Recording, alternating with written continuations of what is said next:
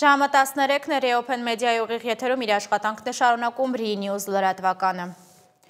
Կառավարությունն իր այսօրվա հոկտեմբերի 23-ի նիստում հավանություն է տվել տոնների և հիշատակի օրերի մասին օրենքում լրացում կատարելու մասին, օրենքի փոփոխության նախագծին։ Այս նախագծով առաջարկվում է հունվարի 27-ը նշել որպես հանուն հայրենիքի զոհվածների հիշատակի և խոնարհումի օր և այն համարել ոչ աշխատանքային։ Նիստի ընթացքում որոշվեց նաև Վայոց ձորի մարզի Կարմրաշենի միջնակարգ դպրոցը, որտեղ սովորում է 2 աշակերտ, միավորել նույն մարզի Հերհերի միջնակարգ դպրոցին, որտեղի տարբերություն Կարմրաշենի սովորում է 62 աշակերտ, 190 աշակերտի համար նախատեսված դպրոցի աշխատողների թիվը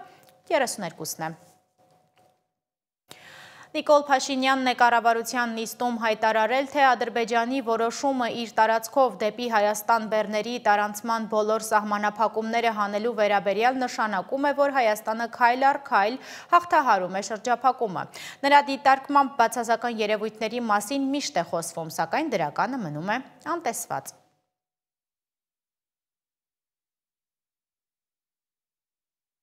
Դա շատ կարևոր որոշում է եւ դա ցույց է տալիս, որ Վաշինգտոնի հռչակագիրը եւ ձեռք բերված պայմանավորվածությունները դրանք ընդհանրապես ինչպես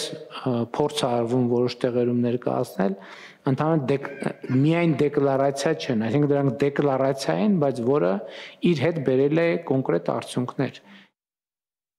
Թեժ քննարկումներ են խորհրդարանում, իշխանական ու ընդդիմադիր պատգամավորները վիճում են Արցախի հարցի շուրջ, փոխադարձ մեղադրանքներ են հնչեցնում։ Բանակցություններում նշաձողն իջեցնելու վերաբերյալ մյուս աղմկոտ թեման թրիփ երթուղին է, դրա առերևույթ վտանգավոր ու օգտակար կողմերը։ Ասում եք, անխոչնդոտ նշանակում է միջանցք։ Նախ Հայաստանը չեք պաշտպանում, ակնհայտ է, եթե այսպես եք մեկնաբանում, պաշտպանում եք լրիվ այլ բան։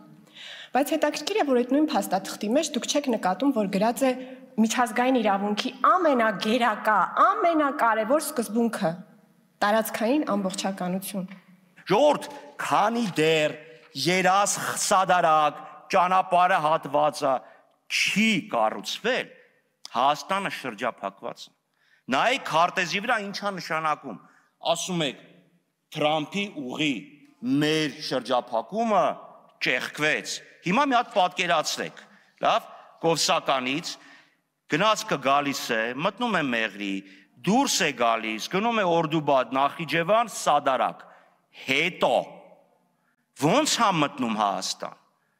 Այդ երազ Սադարակը պետք է կառուցվի։ Երբ մենք ասում ենք համաժամանակյա,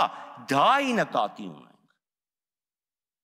Այսօր առավոտյան Երևանի մետրոյում լարված իրավիճակ է ստեղծվել, երկար ժամանակ գնացքները չեն շարժվել։ Երևանի մետրոպոլիտենից հայտնել են, որ գործարանային կայարանի շարժակազմերից մեկում տեխնիկական խնդիր է առաջացել, 15 րոպե անց խնդիրը կարգավորվել է, այժմ մետրոն աշխատում է բնականոն հունով։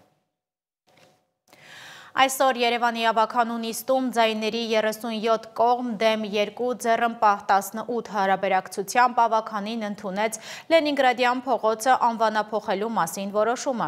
Այսուհետև այն կկրի ազգային բարերար Քրքրքորյանի անունը։ Նիստի ընթացքում քաղաքապետ Տիգրան Ավինյանը հայտարարել է, որ այսօր կառավարությունը կքննարկի Կասկադ համալիրի ավարտված հատվածի վերակառուցման նախագծի հաստատման հարցը։ Ավինյանը հայտնել է, որ նախագիծը դրվել է հանրային քննարկման և երևանցիներն այն հաստատել են ակտիվ քաղաքացի հարթակում։ Ավինյանի խոսքով Երևանի քաղաքապետարանն իր հերթին հնարավորություն կտա հարակից 125-ից 130 հազար քառակուսի մետր մակերեսով տարածքում բիզնես համալիր կառուցել։ Քաղաքապետը հույս է հայտնել, որ Կասկադի շինարարությունը կավարտվի 4-ից 5 տարվա ընթացքում։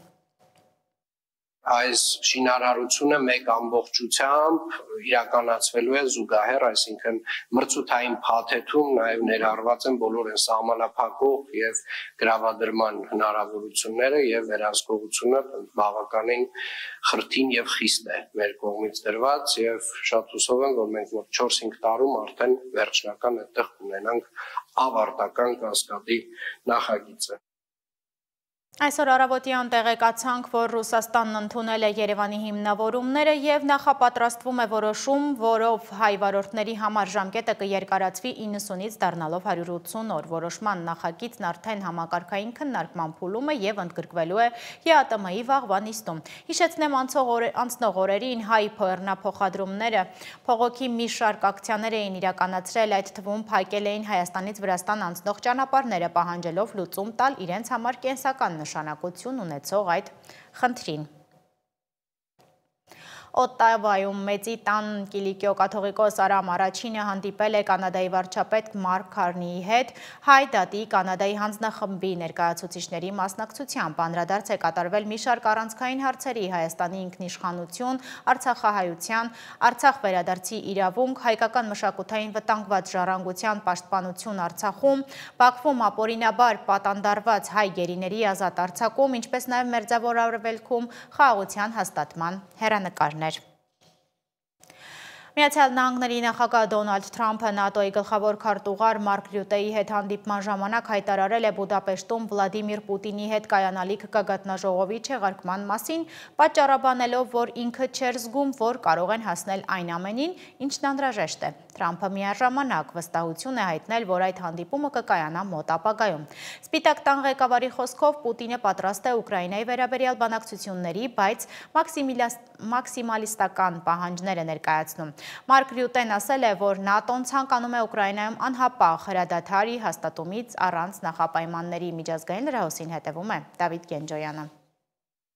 But that'll be a big one. We canceled the meeting with President Putin. It just Միացյալ Նահանգներն ու Եվրամիությունը խստացրել են Ռուսաստանի դեմ պատժամիջոցները, ընդ որում նախագահ Թրամփը թիրախավորել է խոշոր նավթային ընկերությունները եւ սահմանել նոր պատժամիջոցներ Պուտինի հետ գագաթնաժողովը չեղարկելու ֆոնին։ Ուկրաինան էլ փորձում է ամրապնդել իր պաշտպանությունը։ Նախագահ Զելենսկին Շվեդիայում պատրաստվում է կնքել պայմանագիր մինչև 150 գրիպեն կործանիչների հնարավոր ձեռքբերման վերաբերյալ։ Այս դիվանագիտական եւ ռազմական քայլերը տեղի են ունենում շարունակվող մարտական գործողությունների ֆոնին։ Ռուսաստանը հայտնել է, որ հարվածներ է հասցրել Ուկրաինայի էներգետիկ ենթակառուցվածքներին, ինչը հանգեցրել է երկրի մեծ մասում զանգվածային հոսանքազրկումների։ Իր հերթին ուկրաինական զինված ուժերը հաստատել են, որ բրիտանական Storm Shadow հրթիռներով խոցել են ռուսական քիմիական գործարան։ Թրամփի վարչակազմի հակաթմրանյութային արշավի շրջանակում ամերիկյան զինուժն ընդլայնել է իր գործողությունները Խաղաղ օվկիանոսում հարվածներ հասցնելով 2 նավի եւ սպանելով 5 ենթադրյալ թմրավաճառի։ Այս գործողությունները կրկին սրել են լարվածությունը տարածաշրջանում, հատկապես Վենեսուելայի հետ։ Ի պատասխան Վենեսուելայի նախագահ Նիկոլաս Մադուրոն հայտարարել է ռազմավարական դիրքերում ավելի քան 5000 հակաօդային պաշտպանության համակարգերի տեղակայման մասին, երկրի անվտանգությունն ապահովելու համար։ ՄԱԿ-ի միջազգային դատարանը վճռել է, որ Իսրայելը պարտավոր է ապահովել Գազայի բնակչության հիմնական կարիքները։ Պետքարտուղար Մարկո Ռուբիոն զգուշացրել է, որ Հորդանան գետի արևմտյան ափի անեքսիան ազդում է խաղաղության ծրագրի վրա։ Այս ֆոնին Գազայում զոհերի թիվը գերազանցել է 68000-ը եւ փխրուն հրադադարի պայմաններում շարունակվում են մարդկային կորուստները։ Չնայած տասնյակ ծանր հիվանդների տարհանմանը, հազարավոր պաղեստինցիներ, այդ թվում երեխաներ, շարունակում են սպասել կենսականորեն անհրաժեշտ բուժօգնության։ Իրանը հայտարարել է, որ չի վերադառնա բանակցությունների Միացյալ Նահանգների հետ, վկայակոչելով Վաշինգտոնի անհիմն պահանջները։ Այս հայտարարությունը հաջորդել է Գերագույն առաջնորդ Ալի Խամենեի նախագահ Թրամփի առաջարկի կտրուկ մերժմանը, որը հերքեց նաև Իրանի միջուկային օբյեկտների վնաս հասցնելու մասին պնդումները։ Միևնույն ժամանակ ԱՄՆ-ն շարունակում է պնդել, որ կօգտագործի բոլոր դիվանագիտական միջոցները Թեհրանի միջուկային զենք ստեղծելը կանխելու համար։ Դավիթ Գենջոյան, Open Media։ Հեռարձակման ոլորտում կարգավորիչ մարմինների եվրոպական հարթակի համաժողովը գումարվել է Երևանում։ Հարթակն ապահովում է ոչ պաշտոնական քննարկումների եւ կարծիքների փոխանակում, Եվրոպայի կարգավորիչ մարմինների միջև տեղեկատվության փոխանակում, ազգային եւ եվրոպական հեռարձակման կարգավորման ընդհանուր հարցերի շուրջ, ինչպես նաեւ իրավական խնդիրների, գործնական լուծումների, քննարկումներ կապված հեռարձակման կանոնակարգերի, մեկնաբանման եւ կիրառման հետ։ Հեռուստատեսության եւ ռադիոյի ազգային հանձնաժողովի Հանրապետությունների նախագահ Տիգրան Հակոբյանի խոսքով հենց նման միջազգային հարթակներն են, որ օգնում են Հայաստանին գտնել խոսքի ազատության և հանրային անվտանգության միջև ճիշտ հավասարակշռությունը։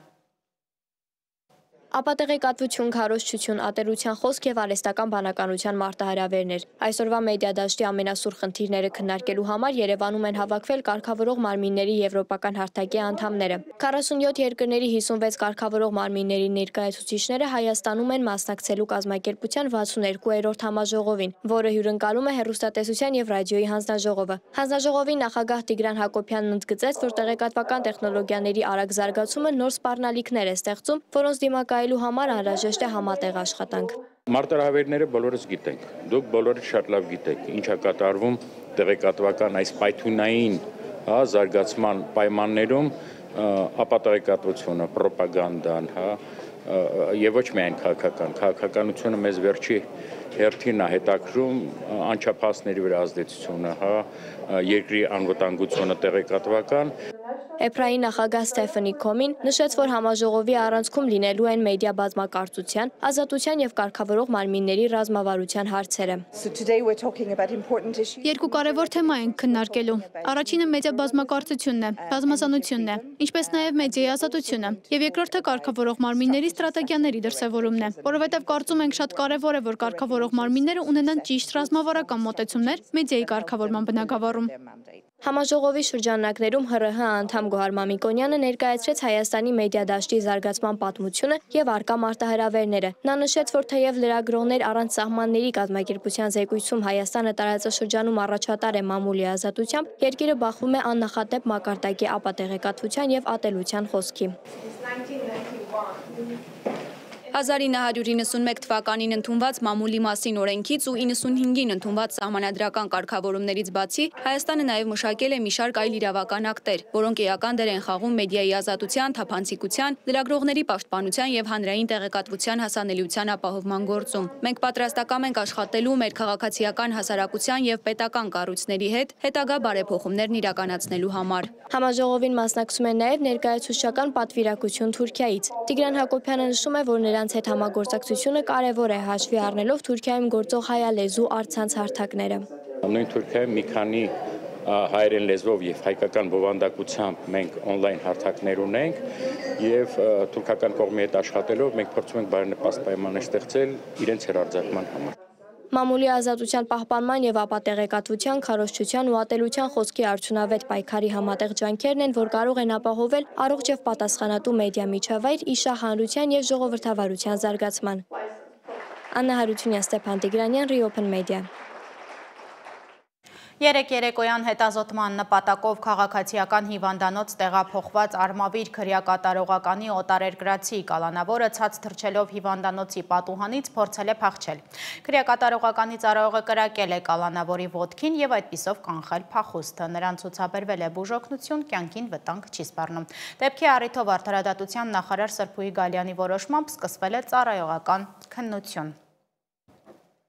Քննչական կոմիտեից հայտնում են, որ Գյումրիում տեղի ունեցած զանգվածային անկարգությունների մասնակիցներից 13 անձի նկատմամբ որպես խափանման միջոց կիրառվել է կալանքը։ Նրանց թվում կա մեկ անչափահաս, որի խափանման միջոցը տնային կալանքն ու բացակայելու արգելքն է։ Կալանավորվածների թվում են նաև մեր ձևով շարժման անդամ փաստաբան Ռուբեն Մխիթարյանը և Գյումրու ավագանու անդամ քաղաքապետ Վարդան Ղուկասյանի եղբոր թոռը Գևորգ Ղուկասյանը։